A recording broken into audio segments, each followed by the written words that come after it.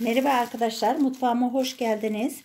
Pazardan aldığım siyah zeytinlerden çuvalda bastırma yöntemiyle zeytin tarifimi paylaşacağım. Burada 5 kilo zeytin var. Bunların içerisinden önce çöplerini alacağım. Ezik çürük olanlarını ayıklayacağım.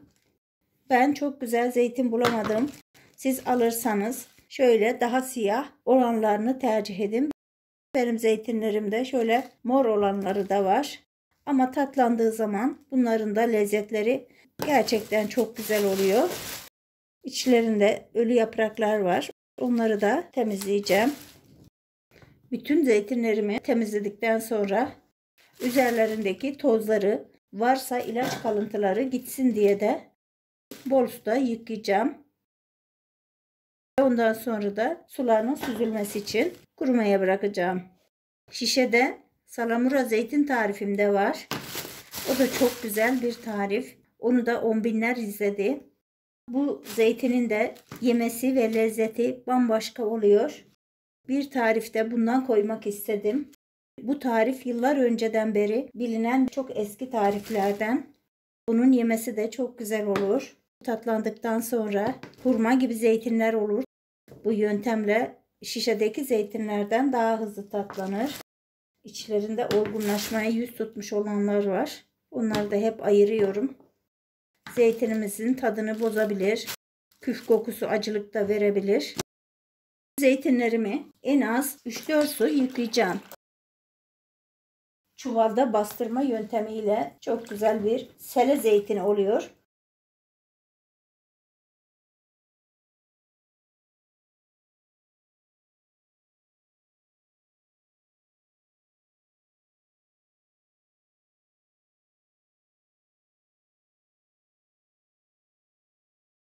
Yıkadığımız zaman zeytinlerimizin üzerindeki bütün tozları gidiyor. Pırıl pırıl zeytinlerimiz oluyor. Kendi ağacınızdan toplarsanız, ilaç da vermediyseniz yıkamadan da yapabilirsiniz. 3-4 su yıkadığım zeytinlerimi suları süzdükten sonra sofra bezinin üzerine alıyorum. Suyu gidinceye kadar burada kurutacağım. Eğer bu işlemi akşamdan yaparsak işimiz daha kolay olacaktır. Şimdi bunları kurumaya bıraktım. Kuruyan zeytinlerimi leğenime alıyorum.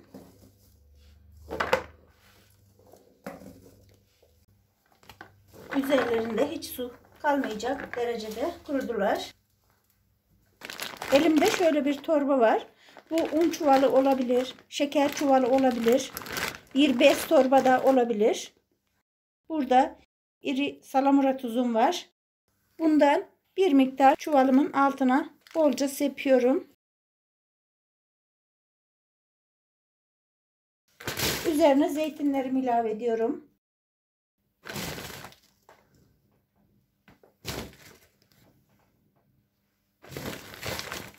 Şimdi tuzumdan bir miktar daha sepiyorum. Bir kat tuz, bir kat zeytin olarak bütün zeytinlerimi böyle dolduracağım. Buna 500 gram kadar tuz rahatlıkla yetecek. Zaten zeytinimiz tatlandığı zaman tuzun hepsini de almıyor, dibinde kalıyor.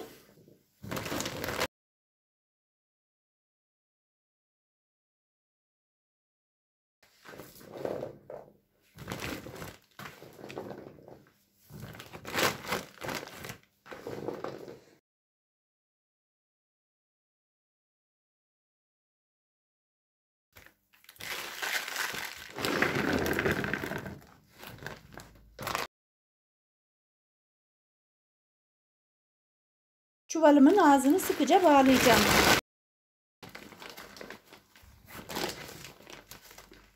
Kevgirin üzerine torbamı koyuyorum. Üzerine 5 kiloluk bir su şişesi de koyabiliriz. Balkonumda altına domates kasası koyarak, üzerine de çuvalını koyarak, üstüne de ister 5 kiloluk su şişesi olur, ister şöyle bir taş parçası da olur, tuğla parçası da olur.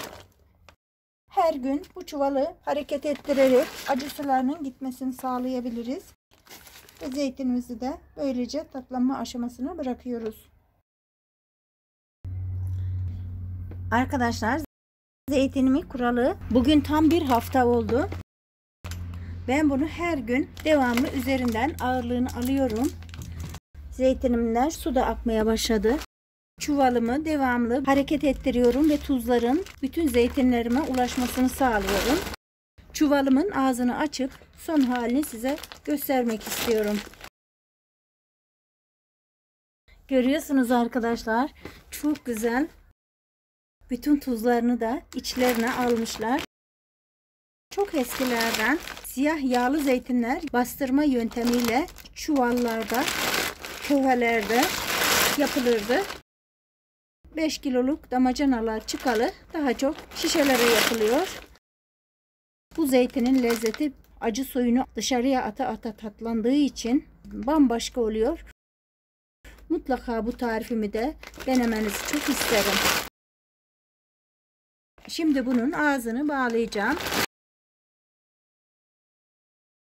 Şişemi koyacağım. Her gün zeytin çuvalımı alt üst ederek karıştırmaya devam edeceğim.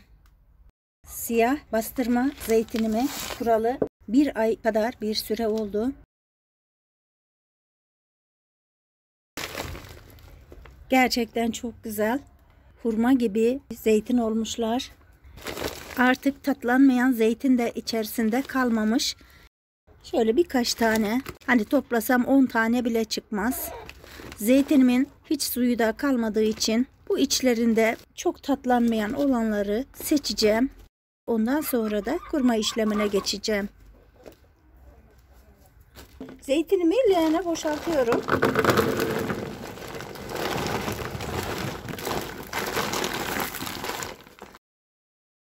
İçinde hala tuzları var, erimemiş. O kadar güzel olmuş ki hurma gibi zeytinler. Bu çok güzel, ideal bir kuruluk. Bu tuzların gitmesi için bol suda birkaç defa yıkayacağım.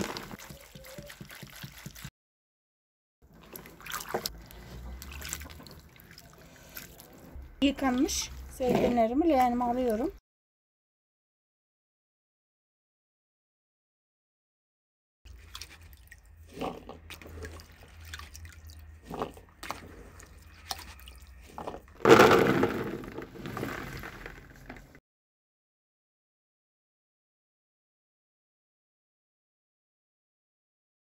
Bütün suları süzülsün diye bol suda birkaç defa yıkadığım zeytinlerimi sularının süzülmesi için kevgire alıyorum. Şöyle bir tepsim var. Zeytinim çabuk kuruması için üzerine bir sofra bezi örtüyorum. Zeytinlerimi tepsimin üzerine alıyorum. Balkonunuzda güneş varsa çok kısa zamanda kuruyacaktır. Evin içerisinde kalorifere yakın bir bölgede de 1-2 günde iyi kurutmam lazım. Eğer üzerlerinde su kalırsa şu sap kısımlarından küflenme oluşur. Onun için yıkadıktan sonra zeytinimizi çok iyi bir şekilde kurutmamız gerekiyor. Zeytinimizi yıkamadan da kurabiliriz.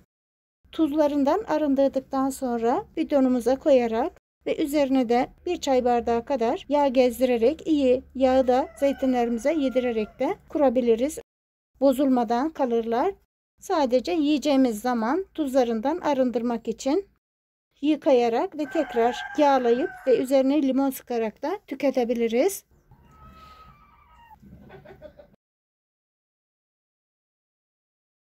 İçinde hala olgunlaşmamış birkaç tane zeytin görüyorum.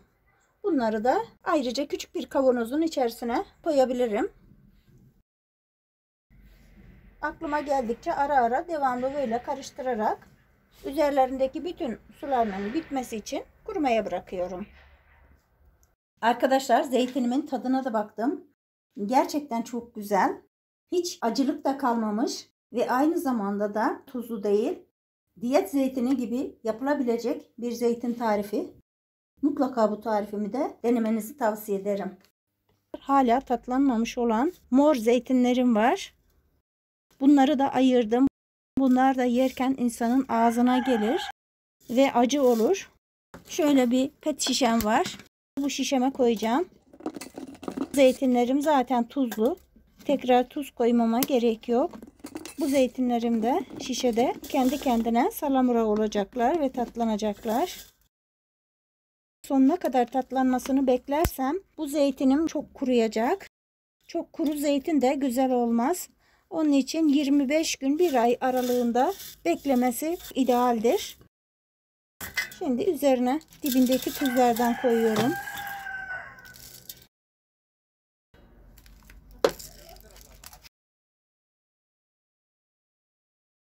Tatlanmamış olan zeytinimi de bu halde tatlanmaya bırakıyorum. 1 çay bardağı kadar zeytinyağı ve çiçek yağı karışımım var. İçerisine ilave ediyorum. Yağın bütün zeytinlerime gelmesi için karıştıracağım. Şimdi bunu kavanozlarıma dolduruyorum. Çok fazla tuzlu da değil. Bu zeytinler dilme zeytinler kadar çok fazla tuz çekmiyorlar. Kaşıkla da sıkıştırarak koyabiliriz. O zaman daha fazla zeytin aldırırız. Daha fazla da hava boşluğu oluşmamış olur. Bütün zeytinlerimi kavanozlarıma dolduracağım.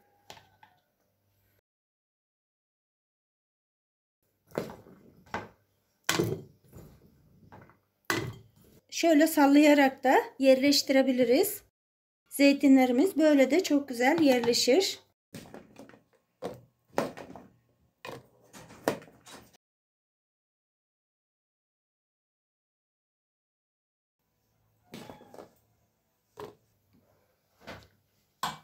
Bu kavanozumun üzerine zeytinyağı doldurdum.